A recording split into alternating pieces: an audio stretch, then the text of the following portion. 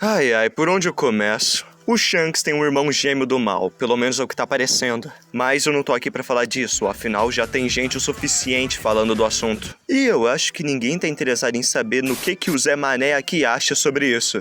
Mas a questão é que, independente se isso é um negócio interessante ou não, os fãs mais instigados do God Oda já vieram falando que isso estava planejado. Desde a reunião do Shanks com os Goroseis, foi lá que ele teve a ideia do gênio do mal. Ah, isso foi um exemplo de algo que já acontece há anos em One Piece. Da mesma forma que falavam que o Shanks usou o Haki do Rei contra aquele Rei do Mar lá no primeiro capítulo da história. E sim, ele realmente usou o Haki do Rei. Mas isso foi um retcon. Uma técnica narrativa onde os elementos de uma história já estabelecidos são reinterpretados ou alterados. Em resumo, o Oda nunca teve a ideia do Haki desde o início da obra, diferente do que muita gente acredita.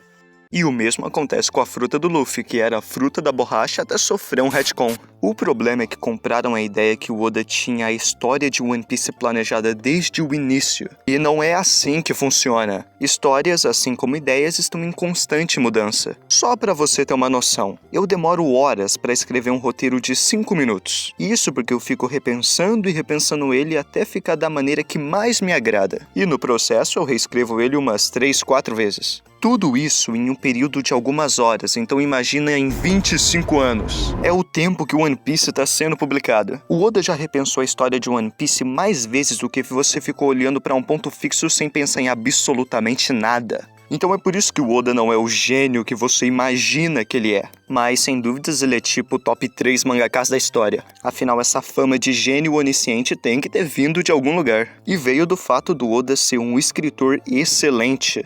Não é o gênio magnata que muitos imaginam, mas ele é incrível o suficiente para manter uma história interessante por 25 anos. E por mais que One Piece tenha sim tido suas oscilações, ele ainda foi bem constante em um termo geral. E acredite, isso foi um feito impressionante. Quem mais que conseguiu fazer isso? Só ele e o Togashi. E além disso, ele ainda sabe como deixar pontas soltas para trás e ainda conseguir resgatar elas de uma forma coerente. E parece simples falar, mas é graças a isso que a fandom de One Piece é a que mais presta atenção em detalhes minuciosos, porque o Oda realmente pode usar eles no futuro. Óbvio que não é um bagulho que é 100% planejado, é só um detalhe que abre brecha para várias possibilidades, e o Oda pode decidir seguir uma dessas possibilidades, só isso. Sem onisciência nem nada. Mas em resumo, é só isso. O Oda não é nenhum gênio que tem a história planejada desde o primeiro capítulo.